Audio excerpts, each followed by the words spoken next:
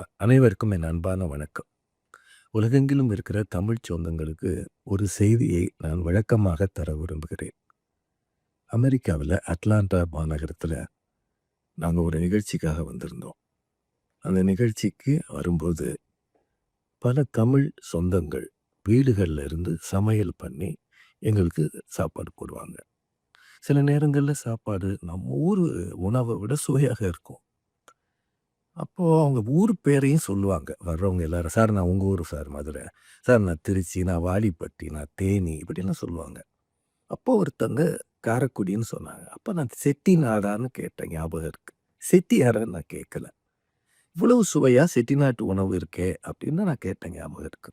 அவங்க யாரு, எவரு, என்ன ஜாதி இதெல்லாம் யோசிக்கிற அளவு எனக்கு சின்ன புத்தி இல்ல. நாங்க இத்தனை வருஷமா தமிழ்நாட்டையும், தமிழ் மக்களையும் சந்திக்கிறோமே.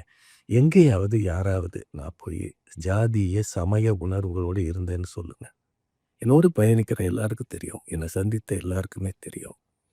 தமிழர் ஜாதி என்கிற ஒன்றைத்தான் நான் பெருமையாக கருதுகிறேன். இதுல வேறு ஜாதி எதுவும் இல்ல. இன்னும் சொல்லணும்னா, அவங்க அந்த கேட்ஸ்ங்கிற அமைப்பு எங்கள சந்திக்கிற ஒரு நிகழ்வு மீட் அண்ட் கிரீட்ன்னு வச்சாங்க. அந்த நிகழ்வுல நாங்க பேசினது இருக்கு. யாரும் ஜாதிய உணர்வுகள், சமய உணர்வுகளோட இங்க இருக்காதீங்க. உங்களுக்குள்ள குழுக்களாக பிரிந்திருக்கிறீங்க. தமிழ்ச் சங்கங்களே 2, 3 இருக்கு. நீங்க எல்லாரும் ஒற்றுமையா இருந்தா தமிழுக்கு நல்லது தானே! ஒருத்தர் நிகழ்ச்சிக்கு இன்னொருத்தர் போகாம இருக்காதீங்க. எல்லாரும் சேர்ந்து இருங்க. இப்படியெல்லாம் நான் பேசியிருக்கேன்.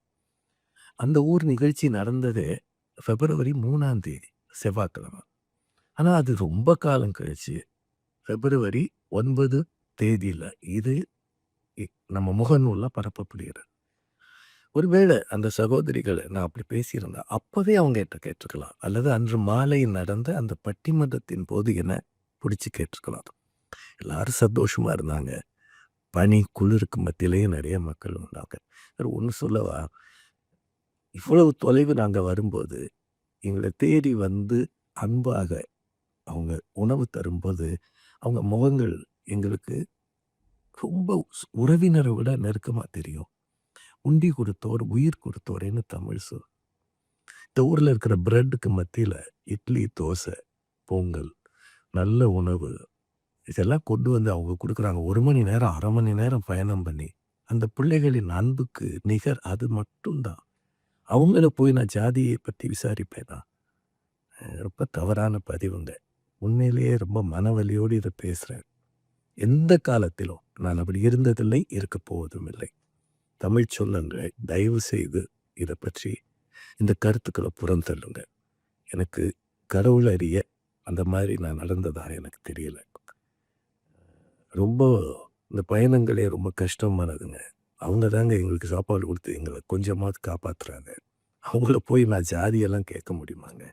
கேட்பேனா? எதுக்கு கேட்கணும்? அவங்க என்னோட பிள்ளைகள் மாதிரி வந்து நிக்கிறாங்க. அவங்ககிட்ட போய் நான் எப்படி கேட்க முடியும்?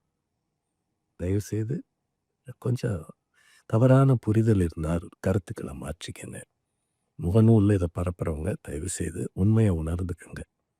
என்னோட அன்பான வேண்டுகோள். நன்றி, வணக்கம். தமிழ் மக்களுக்கு என் அன்பான வணக்கம்.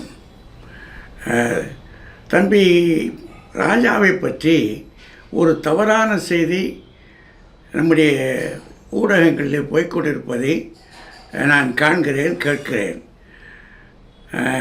யாரோ ஒரு தாய் அறிந்தோ அறியாமலோ அவரை பற்றி ஒரு தவறான கணிப்பிலே இந்த செய்தியை வெளியிட்டிருக்கிறார்கள். அவர்களுக்கு ஒன்று சொல்லிக் கொள்கிறேன். ராஜா என்னுடைய பண்ணையிலே 45 ஆண்டுகளுக்கு மேலே இருக்கிறார்.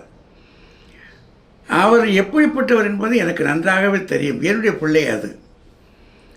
ஜாதிகள் இல்லையடி பாப்பா என்ற பாரதியின் சந்தத்தை அவருடைய சிந்தையில் ஏற்றுக்கொண்டவர். அவருக்கு இப்படிப்பட்ட எண்ணங்கள் கிஞ்சித்தும் இருக்காது என்பதை நான் சத்தியம் சொல்லியே சொல்லுவேன். ஆனால் அப்படிப்பட்ட மனிதரை ஏதோ ஒரு தவறான கணிப்பிலே, அது ஏன் அப்படி கணிப்பு ஏற்பட்டது என்பது எனக்கு தெரியவில்லை. ஏன்னா நான் அங்கே இல்லை. நான் இல்லாத போது நான் எதையும் உறுதிப்படுத்த முடியாது. ஆனால் அவளுடைய மனசுக்குள்ளே ஜாதிய உணர்வோ அதை பற்றி சிந்தனையோ கிஞ்சித்தும் இல்லை என்பதை நான் 4000 கோயிலில் சத்தியம் பண்ணி சொல்லுவேன். ஆனால் அவரை பற்றி இப்படி சொன்னது உள்ளபடியே எனக்கெல்லாம் மிகுந்த பெரிய வருத்தம். எங்களுடைய பண்ணைகளை யாருமே அப்படி இல்லை, அப்படி வளர்ந்தவர்கள் நாங்கள் யாருமே அப்படி இல்லை. ஏன் இந்த தவறான கருத்து வந்தது? அதற்கு இத்தனை ஆர்ப்பாட்டம் வேறு இருக்கிறது என்பதை பார்க்கிற போது நட்பை விட பகைமை மேலோங்கி இருப்பதை காண்கிறேன். இது தமிழர்களுக்கு நல்லது அல்ல, தமிழ் வளர்ச்சிக்கு இது நல்லதும் அல்ல. அதனால் மிக பணிவாக உங்களிடம் கேட்கிறேன், எதுவாக இருந்தாலும் அவரிடம் நேரே கேட்டிருக்கலாம், அவரை திருத்தி இருக்கலாம். அந்த தாய் திருத்துவதற்கு பதிலாக இந்த பதிவை செய்து பகைமையை வெளிப்படுத்தியிருக்கிறார்கள். அவர்களிடத்தில் என்னுடைய வருத்தத்தை நான் தெரிவித்துக் கொள்கிறேன். ராஜா அப்படிப்பட்டவர் அல்ல என்பதை மீண்டும் நான் உறுதிப்படுத்துகிறேன்.